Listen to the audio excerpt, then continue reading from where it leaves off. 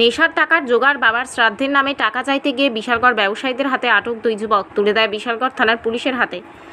ঘটনা বিশালগড় বীর চৌমোহনী এলাকায় শুক্রবার দুপুরে। নেশার টাকা জোগাড় করতে সনাতন ধর্মের নামটুকু জলে ভাসিয়ে দিল বর্তমান সমাজের যুবকরা। রাজ্যের বিভিন্ন নেশায় আসক্ত হয়ে পড়ছেন যুবকরা, আর এই নেশার টাকা জোগাড় করতে গিয়ে প্রতিনিয়ত অসামাজিক কার্যকলাপে লিপ্ত হচ্ছে এক শ্রেণীর যুবকরা। হিরোইন, ব্রাউন সুগার, ইয়াবা ট্যাবলেট, ফেন্সিডিল সেবন না করলে প্রতিনিয়ত রাজ্যে অনেক যুবক মারা যাবে। আর এই নেশার টাকা জোগাড় করতে বাবার শ্রাদ্ধের নামে টাকা তোলার অভিযোগ। বিশালগড় ব্রিজ চৌমোহনী এলাকায় আটক রানীবাজার ও আগরতলা বর্ডার গোলচক্কর এলাকার 2 যুবক। বিশালগড় বাজারে সমস্ত ব্যবসায়ীদের কাছে বাবার শ্রাদ্ধের নামে প্রত্যেক দোকানে টাকা চাইতে আসে। সেই সময় বাজার ব্যবসায়ীদের সন্দেহ হওয়াতে 2 যুবককে আটক করে উত্তম মাধ্যম দিতেন। 2 যুবক স্বীকার করে যে নেশার টাকা জোগাড় করতেই নাকি জীবিত অবস্থায় বাবাকে মৃত বলে শ্রাদ্ধের নামে টাকা তুলে সে টাকা দিয়ে নেশা করার এই নতুন ফোন দিয়ে এঁটেছেন যুবকরা। তাদেরকে আটক করার পূর্বে প্রায় 24,000 টাকার মতো বাজার থেকে চাঁদা তুলেন। পরবর্তী সময়ে বাজার ব্যবসায়ীরা 2 যুবককে তুলে দেয় বিশালগড় থানার পুলিশের হাতে। খবর পেয়ে ঘটনাস্থলে ছুটে আসে ভারতীয় মজদুর সংঘ রাজ্য কমিটির সদস্য তথা বিশ্ব হিন্দু পরিষদের নেতৃত্ব সজল কুমার দেব, বিশালগড় বাজার ব্যবসায়ী সুব্রত সাহা ওরফে বাসু। ওনারা জানিয়েছেন, এই সমস্ত নেশায় আসক্ত যুবকদের কারণে যারা প্রকৃত অর্থে সাহায্যের জন্য বাজার ব্যবসায়ীদের কাছে আসেন, তখন ওনারা সাহায্য থেকে বঞ্চিত হয়ে পড়বেন।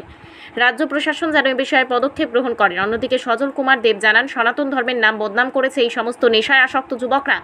হিন্দু সমাজে নিজেদের মা বাবা মারা যাওয়ার পর মার্কিন কাপড় পরে গলায় দড়া দিয়ে মানুষ 15 থেকে 30 দিন অবিশ করার পর শ্রাদ্ধ শান্তি করেন। কিন্তু দেখা যাচ্ছে এই সমস্ত নেশাগ্রস্ত যুবকরা সমাজকে কলুষিত করে আর সনাতন ধর্মের নামে 12টা বাজিয়ে চলেছে।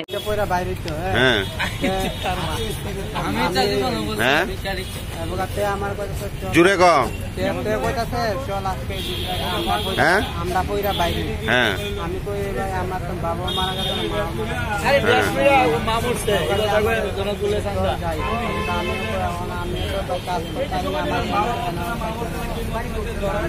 তোর আনছে কেরা? হ্যাঁ, তোর বাড়ি কো? তোর বাড়ি? আর তার বাড়ি কই? হ্যাঁ, কদিন ধরে ইতা করস? হ্যাঁ, মানে তোর বাবা মারা গেছে না? তোর তুই এমনি সাহায্যাইছ চান্দা তুলত সাদ্দুর লেগিয়া? তুই হিন্দু না মুসলিম? হ্যাঁ, যেটা থাকতে বাবার মারলিস? ব্যবসাটা কবে করস? তুই কেমনে আইস আজকে সাহায্যা? হ্যাঁ, তোর লগে লইছে? বাড়ি কই? তারে সাজাই আনছত কে রে বাবা? হ্যাঁ, হ্যাঁ, তুই সাহায্যাইছ? এদিকে দুইটা ছেলে, মানে একটা ছেলে বাবা মারা গেছে অফিসের ব্যাসবেরিয়া দোকানের সামনে আছে টাকার জন্য। তখন ওদেরকে দেখে আমার একটু সন্দেহ হয়, ঠিক আছে। সন্দেহ হওয়ার পরে তখন আমি তো আমার সামনে জীবন ছিল, জীবনটা বললাম, জীবন এই দেখো তো ঘটনাটা মনে হয় একটু ডুপ্লিকেট। তখন জীবন সঙ্গে সঙ্গে ওদেরকে চার্জ করার পরে ঠিকই মানে ওরা ডুপ্লিকেট, ওদের বাবা মারা যায়নি, ওরা মানে একটা ব্যাস ধরে এসেছে। তারপরে যে সেটা আমরা যাতে বিগত দিনে এরকমভাবে যাতে আর কেউ না আসে, আর তার জন্য আমরা ওদেরকে থানা দিয়ে দিয়েছি। আর ওদের জন্য অনেক সময় দেখা যায় যে আমরা যারা অরিজিনালি মা বাবা মারা যায় আসে, মানে তাদের জন্য অরিজিনাল যারা মারা যায় তারাও বঞ্চিত হয়, কিন্তু এরকম যাতে না হয় তার জন্য আমরা। মানে বাবা জীবিত থাকা সত্ত্বেও বেশ ধরে চাঁদা তুলতে আইছে না? কোন জায়গাতে আইছে? এটা বিশালগড় বীর চৌমোহনী।